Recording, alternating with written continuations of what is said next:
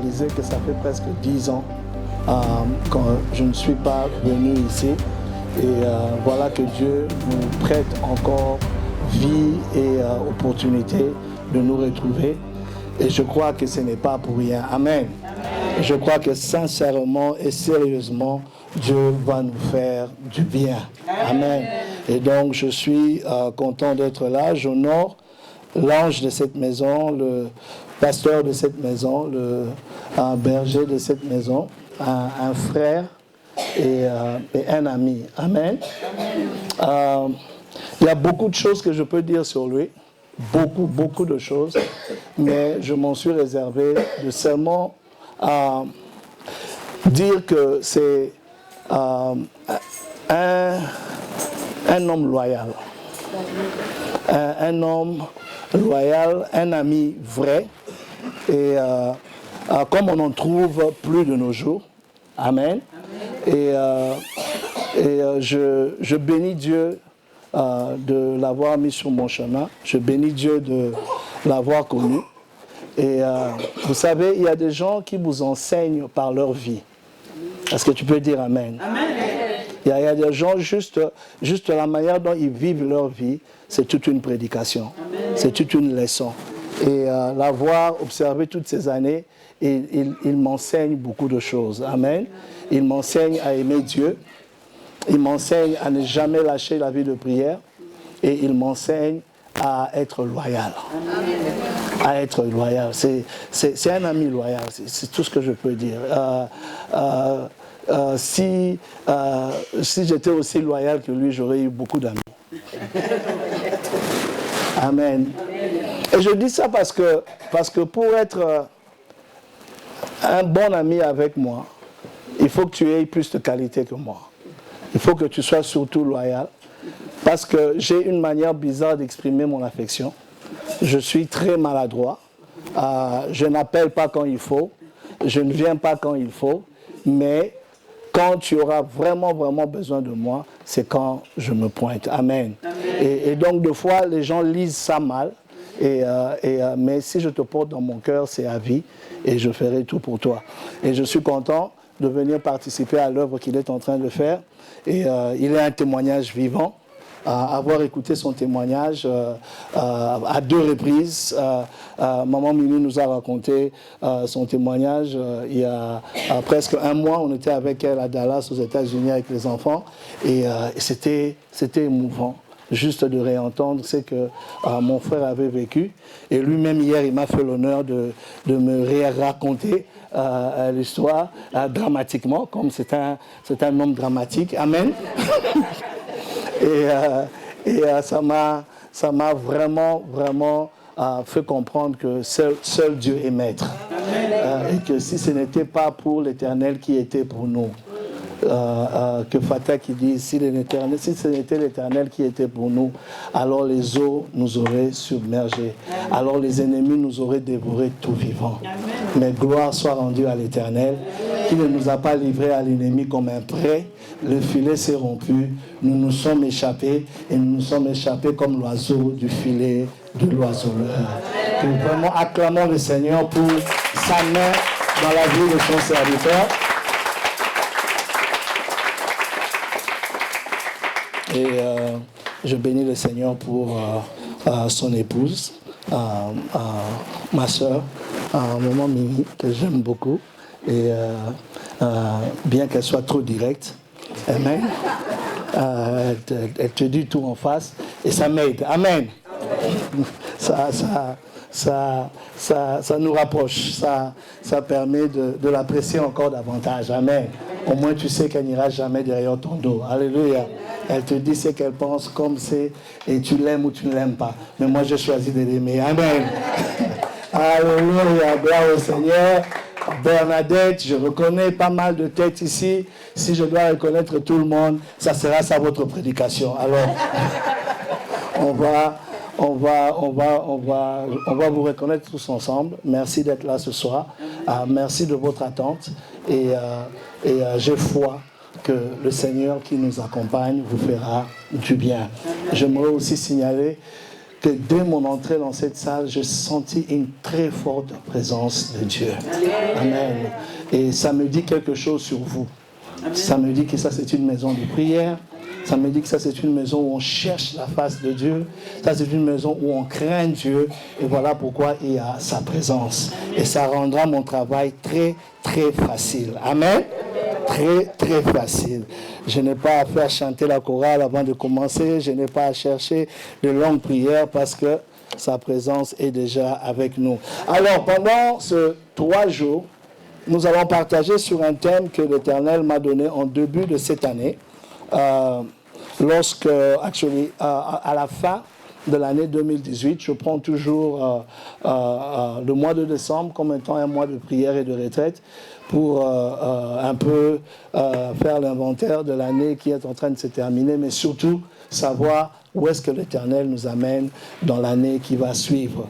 Et souvent, quand je sors de ce temps-là de prière, comme plusieurs serviteurs de Dieu, j'écoute les autres et souvent le message est le même, bien que présenté différemment. Amen. Et lorsque je finis, le Seigneur m'a dit, dans cette saison, cette année commence une nouvelle saison où je veux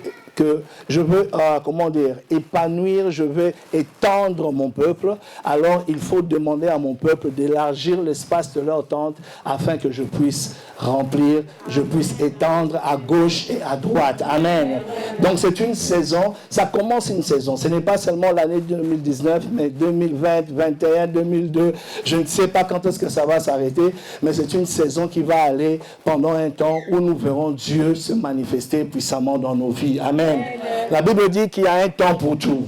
Il y a un temps pour pleurer, il y a un temps pour rire. Il y a un temps pour être dans le désert, il y a un temps pour la terre promise. Amen. Et beaucoup d'entre nous, nous avons prié, nous avons jeûné, nous avons demandé à Dieu, nous avons fait tout ce qu'on connaissait comment faire. Mais certaines réponses, nous n'avons pas reçues. Au contraire, nous avons reculé, nous avons été abattus, nous avons eu plusieurs coups. Mais comme la Bible déclare, les ténèbres ne régneront pas toujours. Mais un jour, la lumière s'élèvera. Et dans cette saison, la lumière se lève. Donc, je suis porteur d'une bonne nouvelle pour vous. J'aime beaucoup, je parle beaucoup du péché, je parle de la crainte de l'Éternel et moins de la prospérité. Amen. Mais cette saison, Dieu me demande de vous dire qu'il veut vous étendre, qu'il veut vous élargir et qu'il veut répondre à des prières et il veut vous bénir au-delà de votre entendement. Amen. Donc, on va essayer maintenant. Dieu travaille toujours en collaboration avec nous. Amen. Donc, notre devoir, c'est de nous enseigner, de nous équiper, comment pouvoir travailler en collaboration avec Dieu pour manifester, matérialiser les promesses de Dieu dans nos vies. Amen. Cette année ou cette saison, ce n'est pas une saison de vivre dans les promesses, mais c'est une saison de manifester les promesses.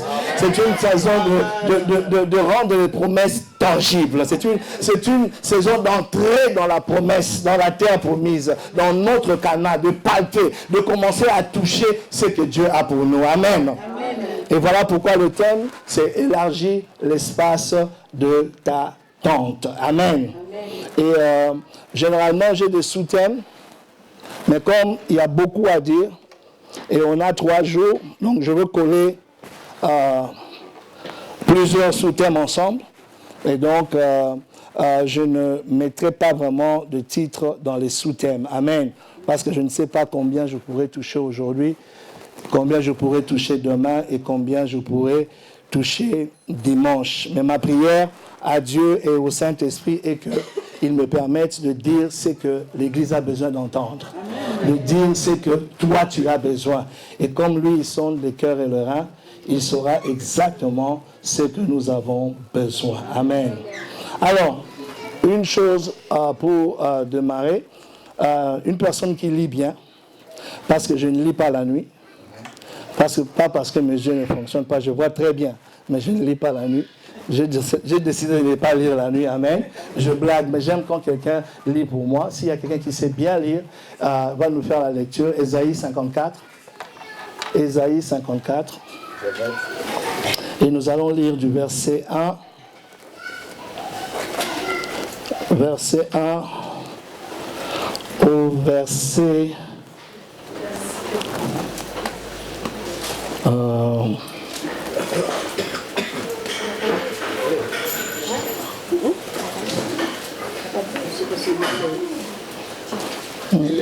Qui va lire? Verset 1 jusqu'à, disons, 6. Réjouis-toi, stérile, toi qui n'enfantes plus, fais éclater ton allégresse et ta joie. Toi qui n'as plus de douleur, car les fils de la délaissée seront plus nombreux que les fils de celle qui est mariée, dit l'Éternel. Continue, tu as lu jusqu'à combien? 6, jusqu'à 6. Élargis l'espace de ta tente, qu'on déploie les couvertures de ta demeure, ne retiens pas, allonge tes cordages et affermis tes pieux.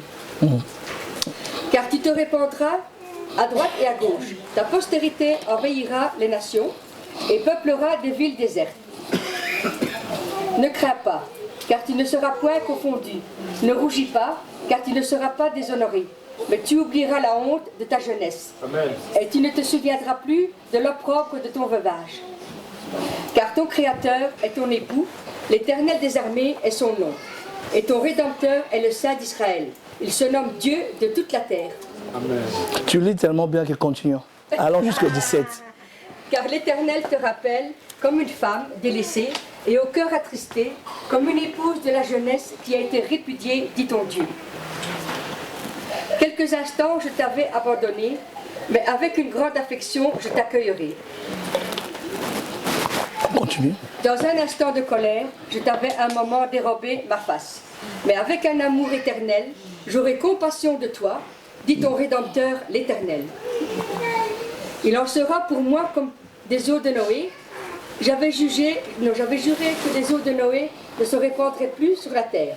Je jure de même de ne plus mériter contre toi et de ne plus te menacer. Quand les montagnes s'éloigneraient, quand les collines chancelleraient, mon amour ne s'éloignera point de toi, et mon alliance de paix ne chancellera point, dit l'Éternel. Malheureuse battue de la tempête et que nul ne console, voici, je garnirai tes pierres d'antimoine, et je te donnerai des fondements de saphir par la justice. Bannis l'inquiétude, car tu n'as rien à craindre, et la frayeur, car elle est proche, n'approchera pas de toi. Si l'on forme des complots, cela ne viendra pas de moi. Quiconque se liguera contre toi tombera sur ton pouvoir. Voici, j'ai créé l'ouvrier qui souffle le charbon au feu et qui fabrique une arme par son travail. Mais j'ai créé aussi le destructeur pour la briser. Toute arme forgée contre toi sera sans effet. Et toute langue qui s'élèvera en justice contre toi, tu le condamneras. Tu es l'héritage des serviteurs de l'Éternel. Quel est le salut qui leur viendra de moi, dit l'Éternel. Amen. Acclamons pour la parole du Seigneur. Pardon. Merci. Là, je te fais la bise. Comment tu vas? Bien, très bien. Content de te voir. Amen.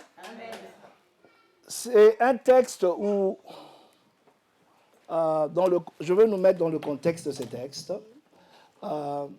Israël est en esclavage en Babylone. Ils sont en captivité en Babylone depuis des années. Et comme nous le savons, et c'est important que tu le saches, toutefois que Dieu veut faire quelque chose, avant de le faire, il l'annonce toujours. Amen. Avant de le faire, il déclare toujours ce qu'il veut faire. Et plusieurs raisons pour cela, mais deux raisons que j'aimerais passer rapidement, pour lesquelles Dieu fait cela. Premièrement, il veut que tu saches et que tu connaisses ses intentions. Il veut que tu saches qu'il a un plan pour ta vie, que c'est un plan merveilleux. Ce n'est pas un plan de malheur, mais c'est un plan de paix, c'est un plan pour te prospérer, un plan pour un meilleur futur. Mais les voies de Dieu ne sont pas nos voies, ses pensées ne sont pas nos pensées. Sa manière à lui de te faire quitter l'Égypte pour t'amener à la terre promise ne sera pas de la manière dont tu souhaiterais, dont tu aimerais ou la manière dont tu imaginerais. Amen. Dieu a sa manière de faire les choses. Tout ce que Dieu te dira est que je te sortirai d'Égypte pour t'amener à la terre promise. Un pays où coule le lait et le miel. Et si tu vérifies, c'est vrai. Mais entre Égypte et la terre promise, il y aura un désert. Il y aura la sécheresse, il y aura des animaux sauvages, il y aura des combats, il y aura des tribulations. Mais tout ce qu'il veut que tu te souviennes, tout ce qu'il veut que tu saches, c'est qu'il t'a promis de t'enlever de l'Égypte et de t'amener en Cana, dans une terre où coule le lait et le miel. Amen. Amen. C'est pour cela, quels qu'en soient les abus dans le prophétique dans cette saison. Amen. Beaucoup de gens sont devenus allergiques aux prophètes. Parce qu'il y en a beaucoup de faux. Il y en avait dans la Bible des faux. Mais ça n'empêchait pas d'en avoir de vrais. Parce que le diable essaye toujours de souiller, de contaminer ce que Dieu fait de bien pour nous. Amen. Afin de nous confondre. Mais la parole prophétique, la prophétie en elle-même est une bonne chose pour notre vie. C'est pour nous donner la direction, c'est pour nous dire où il nous amène. Comme ça, quand viendra vents et marées, nous ne puissions pas abandonner, nous ne puissions pas lâcher, parce que nous allons nous souvenir qu'il nous avait dit, allons à l'autre bord. Amen. Et la plus grande prophétie que tu peux avoir ne se trouve pas chez prophète Kuntakite. La plus grande prophétie que tu peux avoir, c'est la parole de Dieu. Et toute autre prophétie doit être pesée, balancée, testée par la parole. Amen. Et la parole de Dieu est remplie de promesses pour ta vie. Et ce sont des promesses pour te rassurer qu'il va accomplir ce qu'il a dit qu'il accomplira. Alors il nous donne des modèles. Des gens qui ont marché avec lui. Et des gens qui étaient désespérés. Mais quand ils se sont souvenus de la promesse, ils ont tenu bon. Et Dieu a accompli sa promesse. J'aimerais te dire, le Dieu dont je vous prêche, le Dieu qui est prêché dans cette maison, Jésus-Christ de Nazareth, il n'est pas un homme pour mentir. Non, il n'est pas un fils de l'homme pour se repentir. Ce qu'il a dit, il l'accomplit. Ce qu'il a promis, il le fera. Qu'il pleuve ou qu'il neige, que le diable devienne 10 000 fois diable au monde, Dieu accomplira ses promesses dans ta vie. Si tu ne lâches pas, si tu n'abandonnes pas, si tu ne perds pas courage, Dieu accomplira ses promesses. Voilà pourquoi plusieurs fois, il te répétera la même chose. Je t'ai appelé à la gloire. Je t'ai appelé dans les affaires. Je t'ai appelé à avoir beaucoup d'argent. Parce que chez moi, il y a une période, mes enfants, les membres de l'église, d'autres sont venus dire, pasteur, je sais que c'est Dieu, je sais que tu me pardonnes, ne prophétise plus pour moi, que ça s'accomplisse seulement. Donc ils sont fatigués d'entendre les mêmes prophéties revenir, temps après temps, après temps, après temps, et de ne pas les voir s'accomplir. Mais Dieu connaît ce que tu vas affronter en cours de route, et donc il te prévient toujours que tu saches quels sont ses plans. Amen. Donc je commence par dire, si tu es dans la peine, si tu es dans la douleur, si tu passes dans la vallée de l'ombre de la mort, si tu es rejeté, si tu es abandonné, toi n'abandonne pas. Sache que l'Éternel est avec toi et il accomplira ce qu'il a dit qu'il accomplira. Amen. Il m'envoie pour que tu n'abandonnes pas. Il m'envoie pour te rappeler quelle est sa promesse pour ta vie, afin que tu ne lâches pas prise. Amen. Donc il le dit pour que tu le saches. Que tu sois l'homme qui prie le plus. Que tu sois la femme la plus spirituelle du monde. Que tu sois le plus saint. Tu passeras dans la vallée de Bata. Tu passeras dans la vallée de l'ombre de la mort. Il a dit, tenez bon. Il a dit, vous aurez des tribulations, mais tenez bon, car j'ai vaincu le monde. Amen. Amen. L'évangile là où on vous prêche, venez, tout est bien. Venez, tu auras les mariages. Venez, tu auras les enfants. Venez, tu auras l'argent. Ce n'est pas juste, ce n'est pas complet. Jésus n'a pas caché. Il a dit, vous aurez le problème. Il a dit, nul n'est plus grand que son maître. On m'a insulté, on vous insultera. On m'a rejeté, on vous rejettera. On m'a tué, on cherchera à vous tuer. On m'a attaqué, on vous attaquera. Mais tenez bon, car je paierai le prix pour assurer que vous avez la victoire.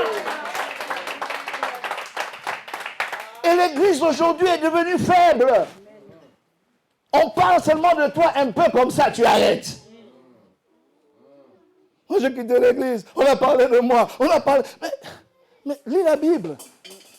On a parlé de tout le monde. On a dit à Jésus, fils de Bézébul. Toi, si on t'appelle sorcier, tu quittes l'église. Mais Jésus, on l'a appelé sorcier. On l'a appelé magicien. Amen. Paul, on l'a appelé assassin. Les gens n'ont pas cru à sa conversion. Si les gens ne croient pas à ta conversion, laisse-le. Toi, continue à marcher. Ta vie prouvera que tu es converti. Les chrétiens ne savent plus souffrir pour l'amour de Dieu. Les chrétiens ne savent plus payer le prix pour la marche avec le Seigneur. Mais je cherche encore. Et on m'a dit que je peux en trouver à la Louvière des chrétiens qui peuvent encore passer dans la vallée de l'ombre de la mort et déclarer que Jésus est Seigneur. Les chrétiens qu'on peut encore tout retirer et dire, pour Jésus je vivrai, pour Jésus je mourrai. Amen. Nous avons encore besoin de ce genre de chrétiens dans ces derniers temps. Nous devons premièrement rechercher le royaume de cieux et sa justice. Tout le reste, il nous le donnera. Tout le reste, il l'ajoutera. Amen. La deuxième raison pour laquelle Dieu nous prévient, c'est pour prévenir l'atmosphère, les sorciers, le diable, qu'il fera ce qu'il a dit qu'il fera. Amen. Parce que quand lui dit oui, personne ne peut dire non. Amen. Amen. Lorsque Paul, Pierre, Jean et Jacques sont allés dans la montagne de transfiguration, lorsque la voix s'est écriée dans le ciel pour parler, la voix a dit, voilà, voici celui-ci est mon fils bien-aimé, en qui je mis toute mon affection, écoutez-le. Il demandait à l'atmosphère de l'écouter, aux eaux de l'écouter, aux nuages de l'écouter, aux sorciers de l'écouter. Voilà pourquoi la Bible dit qu'à la mention de son nom, tout genou fléchit et toute langue confesse qu'il est Seigneur. Il dit donc, pour toi, je vais faire déjà la publicité dans le monde des ténèbres, les prévenir. Qui peuvent te faire la guerre, mais ils ne te vaincront pas. Parce que moi, l'Éternel des armées, j'ai dit. Il m'a dit, et je sais, ce qui lui est arrivé, beaucoup en sont morts. Il y avait la fête en enfer. C'est fini, finalement, c'est Fatah qui est parti. Mais avant qu'il sache, Fatah qui est revenu. Parce que celui qui avait annoncé est capable de retirer de la mort. Est capable de faire de toi une exception. Dis, je suis une exception à la règle. Tu es une exception à la règle. Ne laisse pas tout le monde te faire croire que tu es tout le monde. Juste parce que personne n'a jamais réussi dans ta famille ne veut pas dire que toi aussi tu échoueras. Juste parce que personne ne s'est marié dans ta famille, toi tu as accepté ça, tu as appris ça. Et chez nous on ne se marie pas. Le diable est un menteur. Toi, tu es l'exception à la règle. Et à partir de toi, tu changeras l'histoire de ta famille. Tu changeras l'histoire de ta génération. Amen. Alors, ils sont en captivité en Babylone. Et l'Éternel envoie une parole au travers d'Ésaïe pour leur annoncer leur délivrance. Amen. Pour leur annoncer leur délivrance. Il leur demande de se réjouir parce que la délivrance arrive. Il leur dit d'élargir l'espace de leur tente. Il dit parce qu'il veut les étendre à gauche et à droite. Il dit cette fois-ci, ce n'est pas eux deux qu'on va se moquer. Ce n'est pas d'eux qu'on va rire, mais c'est eux qui vont rire avec tout le monde de la gloire de Dieu. Amen. Et il dit, lorsque les gens s'assembleront contre vous cette fois-ci, je ne serai pas avec eux. Ce qu'il est en train de dire, il dit, il semble comme si les sorciers de la Louvière gagnaient. Il semble comme si tes ennemis, les jaloux, gagnaient. Il semble comme si ceux qui te combattaient avaient la victoire depuis des années. Mais il dit, cette fois-ci, Dieu dit, je ne serai pas avec eux. Ceux qui se ligueront contre toi tomberont sous ton pouvoir. Toute arme forgée contre toi sera sans effet. Et toute langue qui dit derrière elle, derrière lui, il dit, n'attends pas Dieu, n'attends pas les anges. Il dit, toi, condamne cela au nom de Jésus. Amen. Alors aujourd'hui, la première chose, la première loi de Dieu, si tu veux marcher avec Dieu, la Bible dit, tu dois entrer dans sa présence avec de louanges. Tu dois entrer dans sa présence avec des cantiques. Notre Dieu est un Dieu qui siège au milieu de la louange de son peuple. Alléluia.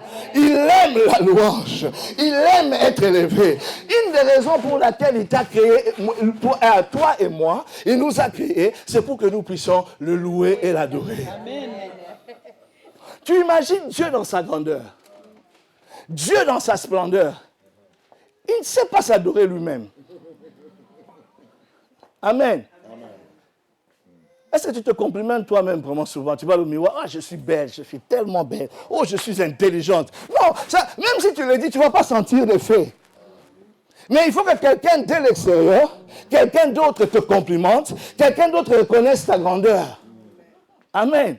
Tu vois, comme j'étais là, j'ai dit, c'est un homme loyal. Peut-être qu'il sait qu'il est loyal, mais ça fait du bien d'entendre quelqu'un d'autre dire, tu es loyal. Amen. C'est la crainte de la flatterie même. De vanter quelqu'un. Amen. Alors Dieu ne pouvait pas se vanter lui-même. Alors il t'a créé toi et moi pour qu'on le vante. Pour qu'on dise qu'il est merveilleux. Pour qu'on dise qu'il est Adonai, il est Elohim, il est El Olam, il est El Shaddai, pour qu'on reconnaisse sa splendeur. La Bible dit que les 24 vieillards sont au-devant de lui, nuit et jour, en train de dire Saint, Saint, Saint est l'Éternel Dieu qui était, qui est et qui vient. Toute la terre est remplie de sa gloire. Amen. Amen. Alors le premier commandement dans ce texte, il dit réjouis-toi. Et il ajoute stérile. Il commande à un stérile de se réjouir. Dieu dit, n'attends pas de sortir de ton problème. N'attends pas de sortir de ta situation pour te réjouir. Il faut te réjouir dans la situation. Être stérile dans cette époque, une femme stérile, mariée stérile dans cette époque, c'était la plus grande honte qui peut arriver à une femme. La valeur de la femme à cette époque, c'était le mariage. Et le mariage de faire des enfants, mais d'en faire d'abord des garçons. Si tu en faisais des filles, tu étais déshonoré. Mais encore, si tu n'en faisais pas, tu étais bon à rien. Quelle femme! Voilà pourquoi même Anna, malgré que Elkana l'aimait, malgré que Elkana l'a gâté, l'a donné tout, mais elle ne voulait rien entendre. Elle dit, donne-moi un enfant ou bien j'en mourrai. Amen. Amen. Parce que être stérile était l'opprobre, était la honte, était comme une malédiction. Mais ici, Dieu désormais dit à la femme stérile, Israël, il te dit à toi, il dit, réjouis-toi, éclate d'allégresse, éclate de joie. Mais il te dit pourquoi? Il te dit parce que les enfants de la femme délaissée seront plus nombreux que les enfants de la femme mariée. Alors il considérait Israël comme une femme délaissée. Nous avons lu plus loin. Il a dit, je t'avais tourné le dos, je t'avais abandonné, mais avec beaucoup d'affection, avec beaucoup d'amour, je te ramène à moi.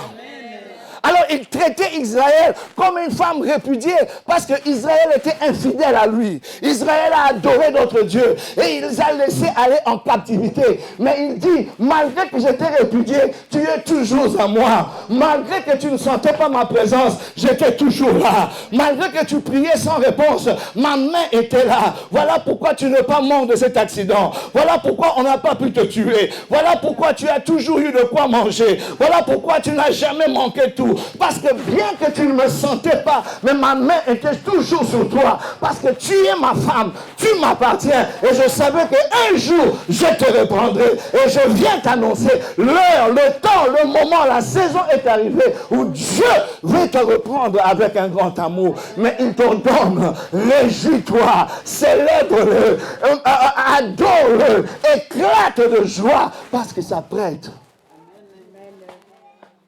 à te faire rattraper le retard.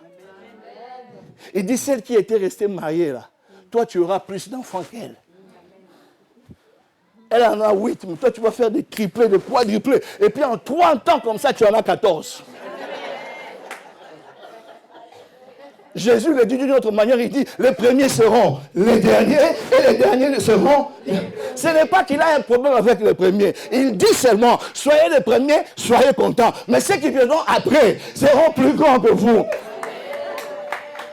Dans l'Ancien Testament, on le dit, la pluie de l'arrière-saison sera plus grande que la pluie de la nouvelle saison. La gloire de l'ancienne maison sera plus grande que la gloire de la nouvelle maison. J'aimerais m'arrêter ici pour l'instant et profiter de cette onction que je sens pour déclarer sur l'église de Dieu de la Louvière.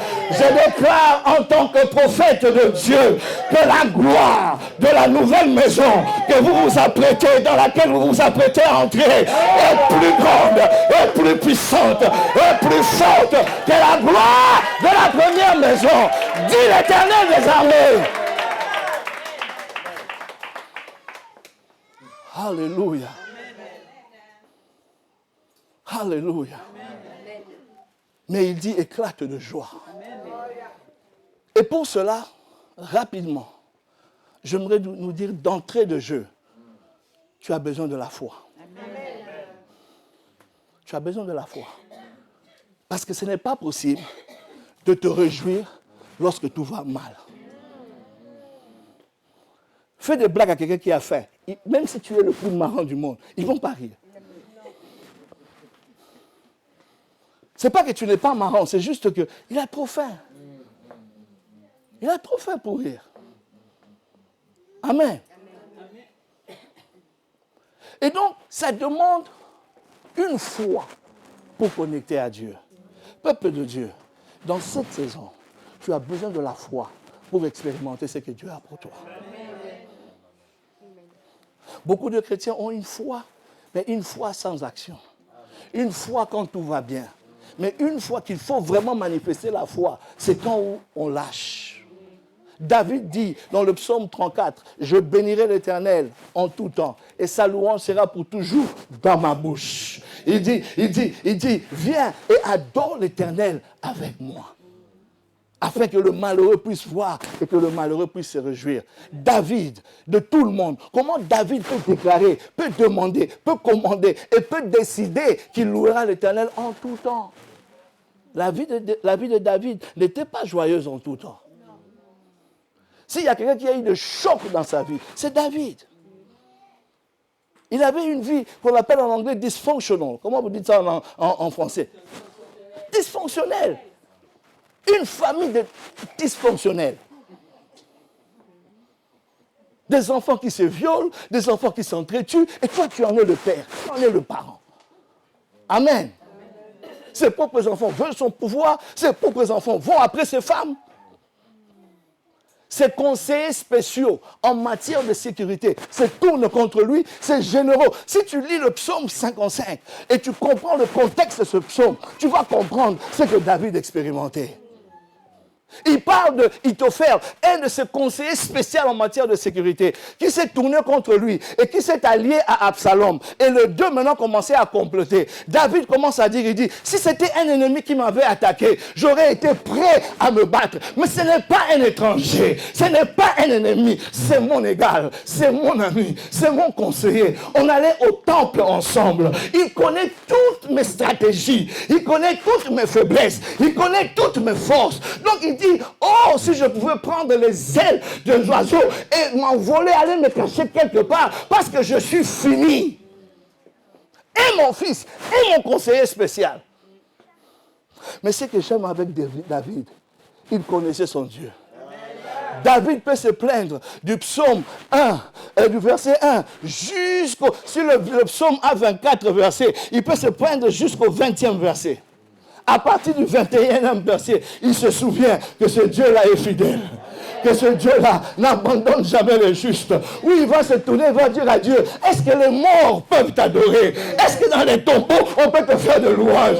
Donne-moi encore quelques années et je danserai devant ton peuple, même en tant que roi. Il connaissait son Dieu. Bien aimé, on a besoin de la foi et d'une vraie foi dans cette saison. Pas la foi des bébés, mais la foi comme Job. Beaucoup te diront, maudit Dieu et meurs. Pourquoi tu ne l'as pas maudit quand tout allait bien? Tu vas le maudire maintenant que tout va mal. Non, on a besoin de chrétiens pour dire, Dieu a donné, Dieu a retiré. Gloire soit rendue à l'Éternel. Parce qu'une foi sans action est une foi morte.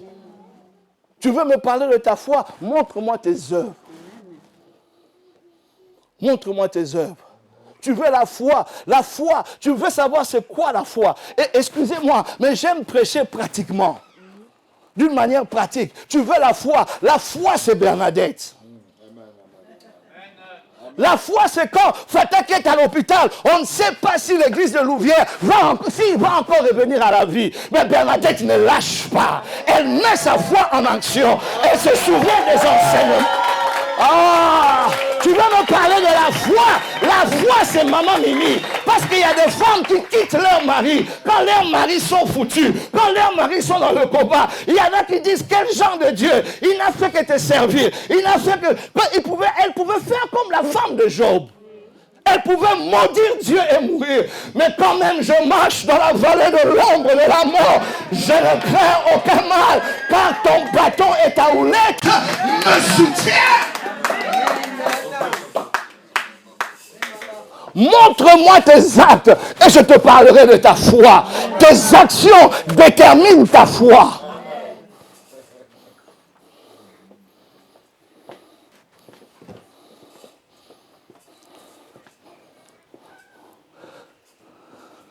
La foi, c'est ton nom et pasteur Jean-Marc.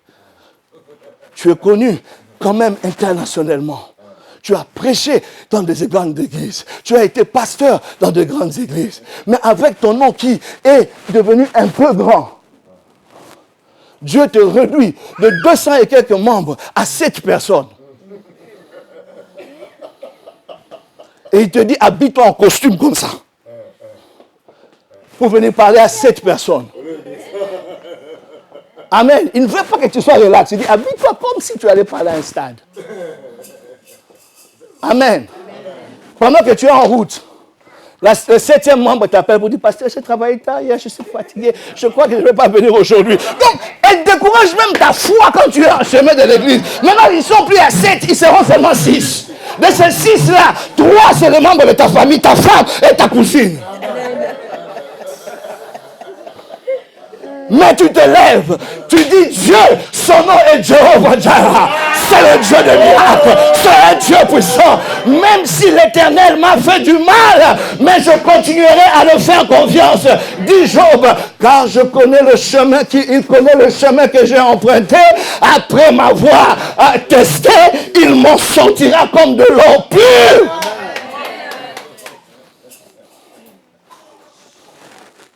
La foi. Comment vous définissez ça encore? The substance of things hoped for and the evidence of things not seen. Et la de celle qu'on ne voit pas. Donc, en d'autres termes, Dieu veut que tu agisses, que tu réfléchisses, que tu te comportes comme si tu avais déjà ce qu'il t'a promis. Amen. Et dans la joie et dans l'allégresse. Parce que lui, il a promis. Amen. Sans se rendre compte, nous avons tous des grandes foi. Mais seulement souvent, on n'applique pas ça avec Dieu. Avant que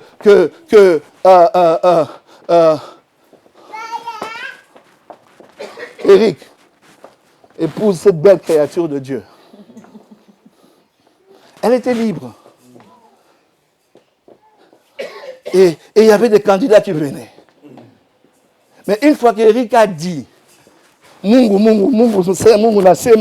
a expliqué. Non, je suis sûr, pour avoir une femme comme ça, Eric a dû parler en swahili. Parce qu'on dit que le swahili est romantique. Amen. Et il a donné une promesse. Il a dit, voilà, je vais t'épouser. Amen. À partir seulement de la promesse d'Éric, François est venu, il a dit, non, je suis prise. Timothée est venu, je suis prise. Aucune garantie. Aucune garantie. Mais il croit en la parole que Eric a donnée et elle tient ça à cœur et elle commence à dire aux gens, non, moi je suis déjà prise, je vais déjà me marier. Ne m'épouse pas, ne m'épouse pas, ne m'épouse pas. Et on en connaît après, il y a des circonstances qui arrivent et ils ne reviennent pas. Parce qu'on est humain. On fait des fois des promesses plus grandes qu'on peut accomplir. Amen. Donc, rien que sur base de la promesse, elle a agi.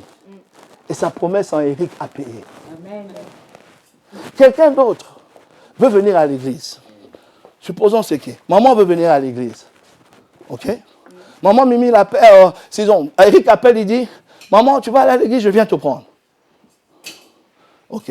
Mais entre-temps, Mimi appelle. Hé maman, je suis en route pour l'église, je vais te prendre. Non, ne me prends pas.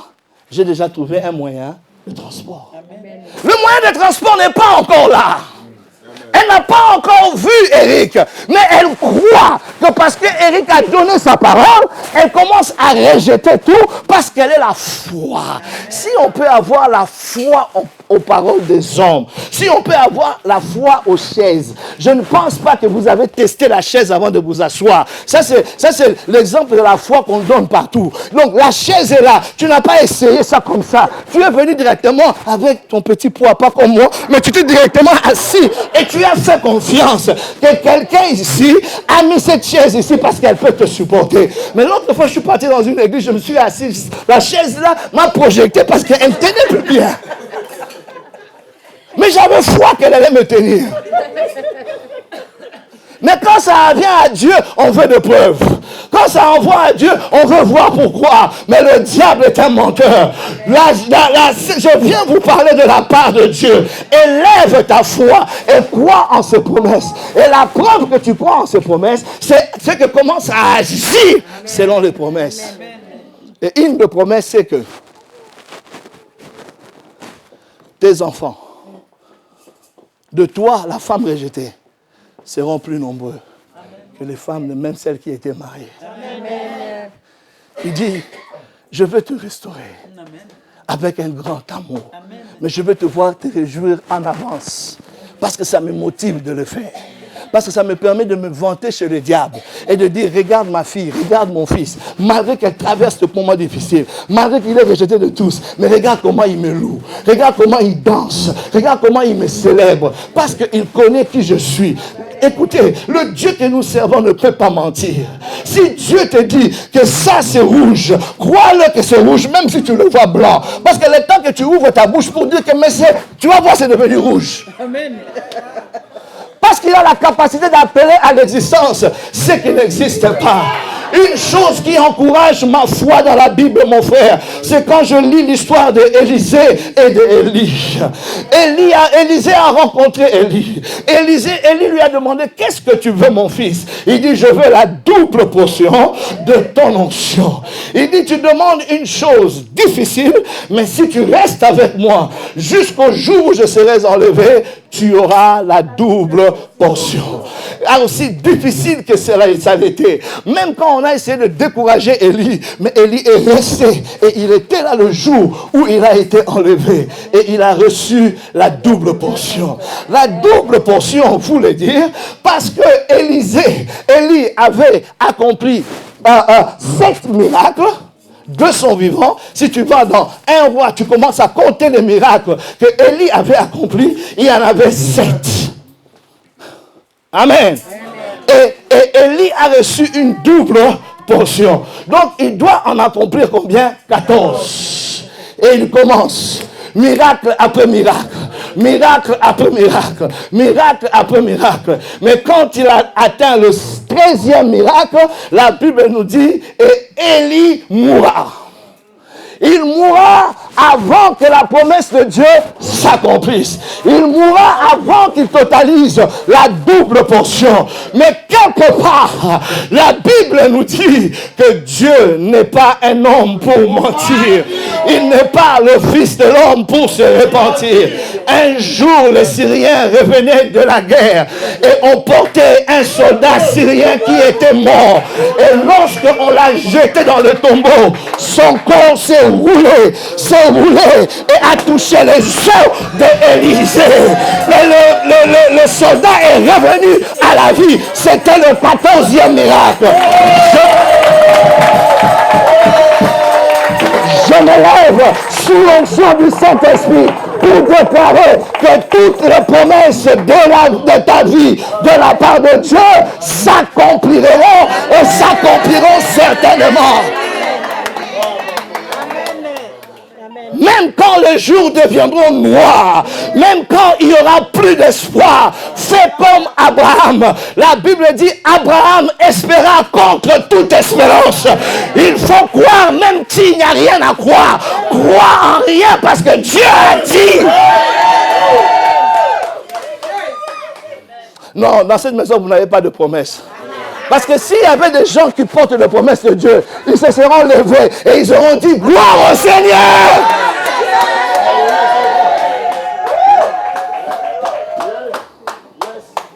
Amen.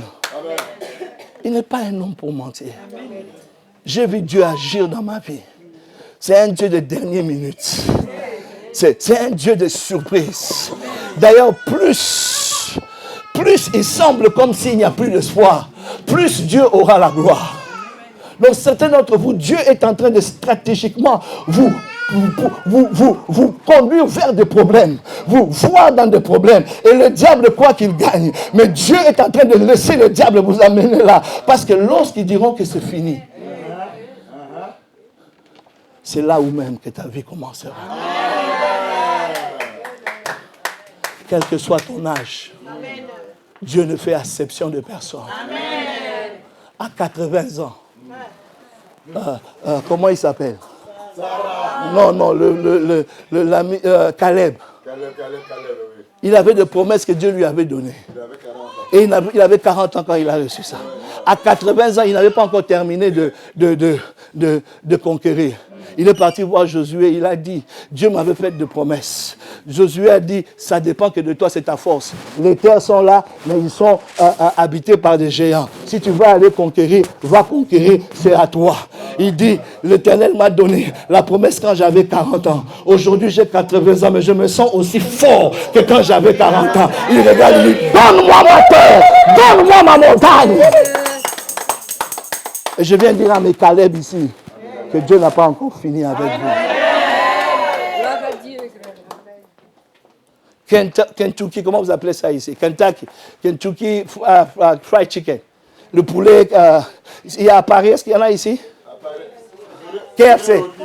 KFC. Le propriétaire de KFC a créé KFC à 80 ans. Il avait des projets, on lui rejetait le crédit, on lui rejetait le crédit, on lui rejetait de lui donner le crédit. Ça ne va pas marcher, ça ne va pas marcher, ça ne va pas marcher. Il avait découragé, il avait abandonné. Un jour, il a entendu un message, ça l'a encouragé. Il a pris encore ce dossier, il est parti dans des banques. Une banque a accepté. Il a commencé avec un restaurant, 2, 3, 4, 10, 20. Maintenant, c'est devenu une franchise partout dans le monde. La prophétie n'est pas toujours ainsi dit l'Éternel. La prophétie, c'est cette chose-là qui brûle au-dedans de toi. Et on continue à te dire ce n'est pas possible, mais quelque chose au-dedans de toi dit c'est possible. Je sens que je serai le premier à créer telle chose. Je sens. Est-ce que vous savez que Bill Gates travaillait pour comment on appelle ça, IBM? Et il avait donné l'idée de Microsoft à IBM. Mais on a refusé, on a dit ça ne marchera jamais. Il a proposé ça, on a dit ça ne marchera jamais. Mais il croyait tellement en ça qu'il a quitté le travail. Il est parti travailler l'idée. Maintenant, IBM achète le programme pour des milliards de dollars chez lui. Il y a quelque chose en toi que Dieu a placé, qui est ta destinée, qui fera de toi grand, qui marquera la différence. Car j'ai entendu la parole déclare que tes dons ouvriront les portes pour toi et ils te feront asseoir avec le grand de ce monde. Je parle à tes dons qui sont au-dedans de toi. Je parle aux talents qui sont au-dedans de toi. Les idées, les livres, les CD, au nom de Jésus, que cela se manifeste pour la gloire de l'Éternel. Même si ça tarde, même si on te rejette, même si on dit que ce n'est pas une bonne idée, si tu n'arrives pas à effacer cela, si tu n'arrives pas à arrêter de penser à ça, si quand tu vas dormir, c'est à ça que tu penses, quand tu te réveilles, c'est à ça que tu penses, c'est une passion que Dieu a mis en toi. Cherche la face de Dieu, continue à essayer et Dieu accomplira ses promesses. Peut-être que tu les avais dit que j'écris beaucoup, hein? Tu les avais déjà prévenus. Je ne suis pas fâché contre vous, j'écris seulement comme ça. Amen. Il y a quelqu'un qui voulait abandonner, je suis venu pour toi. Amen. Tu m'as fait déplacer de loin, rien que pour toi. Amen. Pour te dire qu'il n'a pas encore fini avec toi. Amen. Oui, mais je suis faible, pasteur, je n'ai plus de force. Il sait. Il savait que Sarah était faible. Tout le monde a dit Sarah ici. Il savait. Est-ce que vous savez quand Dieu a donné la promesse, Sarah était faible, mais Abraham n'était pas faible. Abraham était capable. Parce qu'il a eu Ismaël, n'est-ce pas? Mais Dieu a entendu. On dit que le corps de Sarah était mort. Donc il y avait déjà une mort. Le miracle n'allait pas être vraiment un bon miracle. Donc Dieu a attendu qu'il y ait 2 morts. La Bible dit maintenant le corps d'Abraham aussi était mort. Maintenant double mort. Et quand on dit à Sarah, tu auras un enfant, elle dit, est-ce que mon mari aura encore plaisir à venir vers moi comme je suis morte là? Mais tu parles à celui qui donne la vie. Les gens peuvent dire que tu es mort, que tu es fini, mais Dieu dit tu dors. Amen. Dieu dit tu n'es pas mort, tu dors. Amen. Et bientôt il va te réveiller. Amen. Écoutez, j'ai passé l'époque de prêcher au sentiment. Je suis fatigué de prêcher au sentiment. Et parce qu'après, toute l'année prochaine, je vais revenir. Si j'ai seulement parlé au sentiment, vous allez me dire, mais pasteur, tu avais dit rien n'est arrivé. Amen. Amen. Non, maintenant je prêche, c'est que je sens que Dieu veut faire dans ta vie. Amen. Je sais qu'il est capable. Amen. Ce Dieu-là ne cesse de m'étonner. Il fait des miracles. Amen. Je prêchais l'autre jour à Anvers, pasteur. Je prêchais, j'encourageais la foi. Dieu me met l'exemple de un de tes fils ici. Je leur donne l'exemple. Je dis, regarde, c'était un jeune homme sans diplôme, travaillant dans un entrepôt. Mais il a eu la faveur parce qu'il a eu la prophétie de la part de Dieu. Et on l'a engagé comme ingénieur. Et il commençait à voyager dans le monde entier. Amen. Je dis, mais je sens qu'il y a quelqu'un ici qui obtient une faveur. Amen.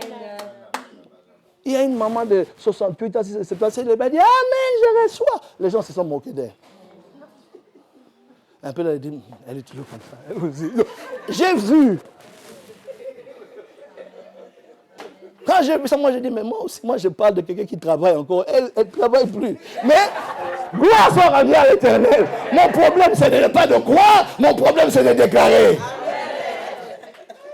Notre problème, hein, on regarde souvent le comment et le quand. Le comment et le quand, ce n'est pas notre problème. Notre problème, c'est de croire seulement et de déclarer. Écoutez, pasteur, j'ai terminé le séminaire le dimanche. J'avais demandé que j'allais me reposer. Donc je suis resté là-bas à l'hôtel, je ne sortais pas jusqu'au mercredi. J'ai dit que je vais descendre à la Louvière jeudi. Mercredi, ce jeune homme-là, le pasteur de l'église, me supplie. Il dit, papa, comme tu es là, viens seulement nous parler mercredi. J'ai dit, moi, j'ai déjà fini avec vous. Je n'ai plus rien à vous donner. Je suis vide. Il m'a tellement supplié, il a insisté. J'ai dit non, j'ai raccroché, puis maintenant, je me sentais coupable. Je l'ai rappelé, j'ai dit, ok, viens me chercher. Je suis parti. Quand la maman là me voit, elle saute, elle dit, papa, je suis content que tu es là. J'ai un témoignage. Elle me dit, quand tu avais dit, parce qu'elle avait arraché beaucoup de choses, hein. Mais elle me précise, elle dit, quand tu avais parlé du travail là, du jeune homme là, qui avait eu le miracle, tu as dit que tu sens que quelqu'un ici, c'est ce que je dis, comme je dis ici, je dis, je sens qu'il y a ça pour quelqu'un ici, et je libère. Elle a sauté plus que tout le monde, elle a arraché. Mais les gens ont oublié qu'elle a des enfants. Hey! Dieu m'est témoin, je suis devant la chair. Elle me dit, pasteur, j'ai un témoignage. On m'appelait pour prêcher, je crois qu'on l'avait refusé le témoignage. Quand on le donne, on lui dit, papa, j'ai un témoignage. Je dis, maman, viens. Elle a commencé à témoigner. Elle dit, ma fille est venue hier. Elle a parqué au milieu de la rue. Quand elle m'a vu, il y avait des voitures derrière, elle est sautée. Elle dit, maman. La compagnie que je t'ai toujours demandé là de travailler, on m'a appelé. Non seulement on m'a appelé, on ne m'a pas engagé pour la position là, mais pour une position plus haute.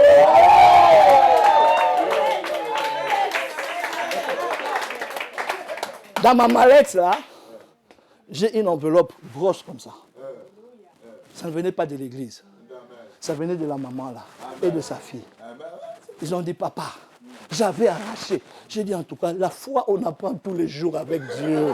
On apprend. Même nous, là, des fois qui déclarons, on n'a pas la grande foi, là. Mais la foi ne fait exception de personne. La foi ne regarde pas ta condition. Parce que la Bible déclare que sans la foi, il est impossible de croire, de plaire à Dieu. Que laisse que celui qui s'approche de Dieu croit qu'il est Dieu et qu'il est aussi le rémunérateur de ceux qui le cherchent. Ne crois pas seulement qu'il est Dieu. Tu fais bien, mais le diable aussi croit que Dieu est Dieu. Mais crois qu'il est le rémunérateur de ceux qui le cherchent. Si tu as cherché Dieu dans ta vie, si tu as prié un jour, si tu as eu la foi un jour, je m'élève comme un David de cette génération pour te dire, j'ai été jeune, je vieillis. Je n'ai jamais vu le juste être abandonné, ni son fils, ni sa postérité, mendiant son père. Hey! Il prête, mais il n'en prête pas. Il donne, mais il ne demande pas. Je sens une forte gloire en ce lieu.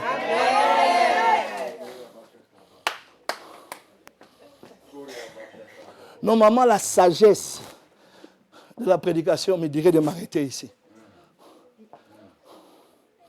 Parce que je sens une forte gloire. Mais comme je suis têtu, je vais un peu continuer pour voir.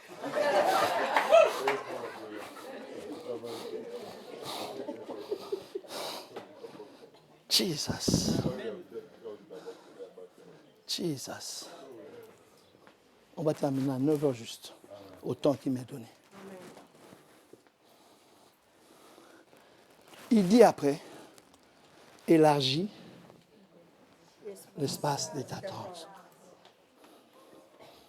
Parce que Dieu ne te donnera que selon la capacité que tu as à recevoir.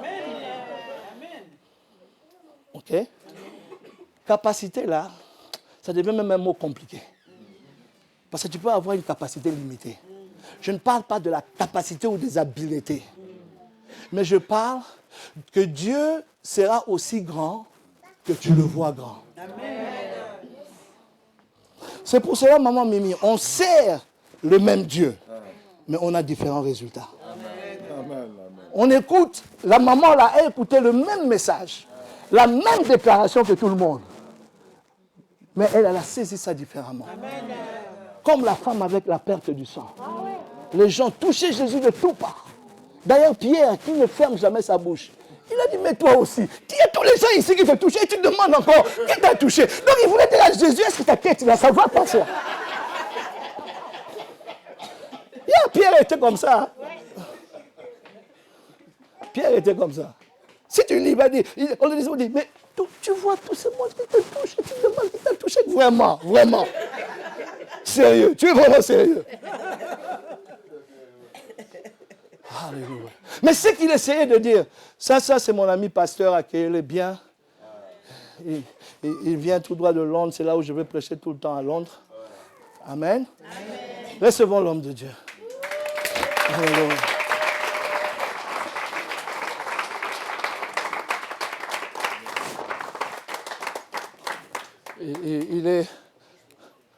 Il est en visite rapide, il repart demain à Londres et il a dit on doit se voir, je vais tout faire pour venir là où tu prêches.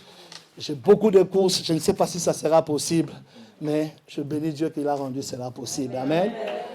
Un pasteur Evan Asena, pasteur d'une bonne église à Londres, une église comme celle-ci qui a le feu, qui aime Dieu et qui sont sérieux avec Dieu. Amen. Et en parlant du sérieux, j'ai mon autre pasteur là-bas derrière, pasteur Pépé Mwamba, l'homme du message sérieux. Pépé, lève-toi qu'on voit combien tu es beau et combien tu es sérieux. Lève-toi, lève-toi, lève-toi. Alléluia. Ça fait 3 ans qu'il prêche, tout ce qu'il prêche, c'est le sérieux. Dieu est sérieux, il prêche ça en envers, il prêche ça en découvert, il prêche ça. Il dit, ne m'en voulez pas, Dieu m'a donné un seul message, soyez sérieux. Amen. Ça dépend de comment tu rends Dieu grand. On sert le même Dieu, mais on n'a pas le même résultat parce qu'on ne voit pas le même Dieu. Dieu est infini. Dieu a une profondeur qu'on ne peut tester. Il a une longueur, une largeur. Il est tellement grand à l'infini. Ni commencement, ni fin. Donc, il peut être aussi grand que tu le veux. Voilà pourquoi lorsque Moïse a dit, lorsqu'on va me demander en Israël, quel est le nom du Dieu qui m'a envoyé, il a dit, mais Moïse, tu me poses une question difficile. Tu n'as pas assez de gigas pour contenir qui je suis. Ton ordinateur de cerveau va péter si je commence à te dire tout ce que je suis. Je suis Jéhovah, je suis Jireh, je suis Sabaoth, je suis l'aide qui ne manque dans la détresse. Je suis le chemin, la vie et la vérité, le premier et le dernier. Je suis le commencement et la fin. Qu'est-ce que tu veux que je te dise? Je suis l'eau qui sortira du rocher. Je suis la manne dans le désert. Je suis celui qui sépare la mer rouge. Je suis le bâton d'Aaron. Je suis tout ce que je veux. Quand est-ce que je veux l'être? Alors il dit, pour te faciliter la tâche, dis-leur que je suis m'a envoyé. Je suis. Pas je serai, pas j'étais, mais je suis. Je suis ce que vous avez besoin que je sois. Alors tu dois être en mesure d'élargir la vision que tu as pour matcher le Dieu que tu as. Il y a une maman très sérieuse de l'église qui était venue me voir un jour, qui dit, pasteur, tu vois, je te vois souvent dire ou écrire que mon Dieu te bénisse. Que mon Dieu te bénisse. Il dit, papa, ça ne fait pas bien. Ça fait comme si toi, tu as un Dieu, un autre Dieu. Ça fait comme si c'est des mystiques. J'ai dit, maman, je te comprends. Et puis, je ne le dis pas tout le temps. Mais quand je le dis, c'est parce que je sais que la foi de le Dieu de cette personne-là est petit. Alors, comme elle a besoin d'un miracle, alors j'associe ma foi, mon Dieu à moi, au miracle que je veux que Dieu fasse de lui. Donc quand je dis que mon Dieu te bénisse, je parle de ce grand Dieu que moi je sers, de cette foi que moi j'ai, et je parle que ce Dieu-là que je crois, qui guérit le cancer, atteigne cette femme et guérit son cancer. Amen. Amen. Et donc, comme la veuve du prophète, on a dit, prends des vases. Autant de vases qu'elle avait pris, autant d'huile qu'elle a pu remplir.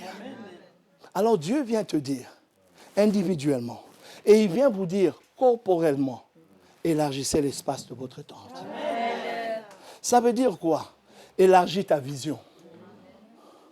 Élargis ta vision. Vois ce que Dieu voit pour toi. Souvent, Dieu nous montre et révèle des choses. OK? Mais nous avons peur de ça. Parce que c'est trop grand.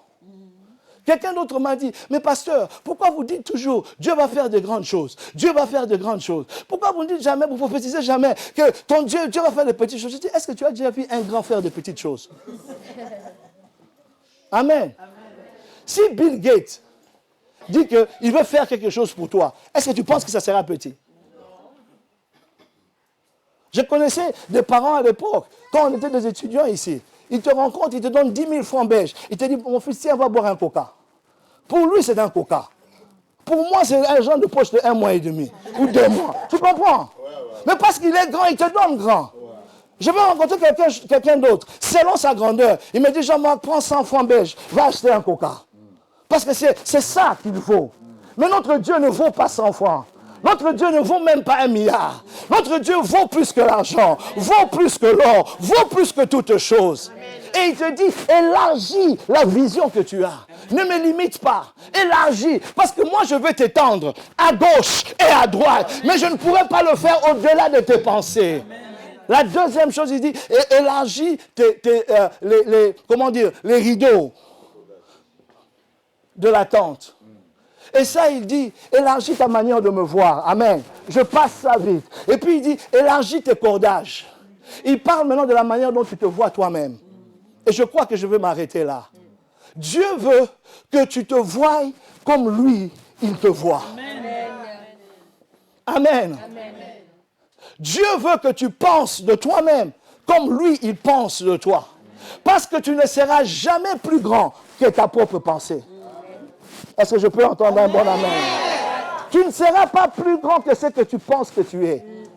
Écoutez, les gens se font beaucoup de soucis de ce que les autres pensent d'eux. On a dit ça de moi. Ils pensent ça de moi. Écoutez, ce que les autres pensent ne peuvent en rien et en jamais t'affecter. Ce qui peut t'affecter, c'est ce que toi tu penses de toi-même. D'ailleurs, quand ils pensent ça de nous, ça nous affecte parce qu'on croit ce qu'ils croient. Quand je grandissais, ce qu'il ne fallait pas m'insulter chez moi, c'était voyou. Tu peux tout m'insulter. Gros ventre, petit nez, tout. Non, ça ne c'était pas. Si tu ne sais pas, toi, genre, voyou, c'est fini. Ce jour-là, tu vas me porter au dos, même si tu es grand comme moi. Parce que je craignais que j'étais voyou. Je pensais que j'étais voyou. Amen. J'étais dans l'alcool, j'étais dans la chambre et j'étais dans le vol. Mais chez nous, c'est notre propre maison. Je ne cambriolais pas les autres maisons, notre propre maison. Amen. Et tu sais, quand tu fais des choses comme ça, le diable travaille avec toi. On était un groupe de voleurs de chez nous. Donc, des fois, j'avais seulement 3 minutes. Dans le temps que mon père sort de la chambre pour aller à la véranda, donner les clés ou les ordres à quelqu'un, je n'ai que 3 minutes, j'entre. Et comme l'argent disparaissait, donc des fois, il changeait de cache. Donc, je testais. Ah, c'est comme si je travaillais avec des démons. Si je vais au premier, je ne trouve pas. Deuxième, je sais. Troisième, je ne peux pas aller 5 sans trouver. Un jour, mon père a dit, mais qui vole cet argent? Mais ce type-là, il a le fétiche. C'est qui? Parce que le temps que je sors là, j'avais déjà débloqué notre porte là. Je ressors. Quand vous venez chez moi, je suis sur mon lit en train de ronfler. Et le soir, on est à Matongé, qui la belle, en train de boire et de dépenser l'argent qu'on a volé. Donc, alors j'étais voyou. Je savais que j'étais voyou. Mais tu ne peux pas m'appeler voyou. Non, même dans l'église, il y a des gens qu'on sait. On sait qu'il y a de fortes chances que tu sois sorcier. Mais le sorcier n'aime pas que tu l'appelles sorcier. Vous allez vous entendre tant qu'il sait que tu sais qu'il est sorcier, mais tu ne lui dis pas qu'il est sorcier. Le jour où tu lui dis que toi tu es sorcière,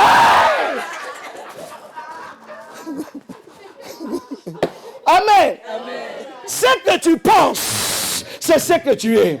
Il y a un passage riche en anglais, mais en français, c'est interprété différemment. C'est le Proverbe 23, verset 7. Ça dit, « As a man thinketh in his heart, so is he. » Comme un homme pense dans son cœur, ainsi est-il. Tu es la pensée de ta vie. Si tu penses que tu es bon à rien, tu seras toujours un bon à rien. Si tu penses que tu viens d'une famille pauvre et tu resteras, tu es appelé à être pauvre, tu seras toujours pauvre. Si tu penses que tu n'es pas intelligente, tu seras toujours pas intelligente. Mais le moment que tu penses que j'ai été racheté par le sang de l'agneau, j'ai été renouvelé par son intelligence, je ne suis plus ce que les hommes disent que je suis, mais je suis ce que Dieu dit que je suis, tu deviens. Maintenant, ma question pour toi, que penses-tu de toi-même? Que penses-tu de ta vie? Où va ta vie? Est-ce que tu crois encore en toi-même? Ou les problèmes de la vie t'ont tellement giflé qu'ils ont enlevé toute la confiance en toi-même. Et maintenant là, tu es seulement en cruise control. Vous connaissez le cruise control, n'est-ce pas? C'est moi en train de cruise.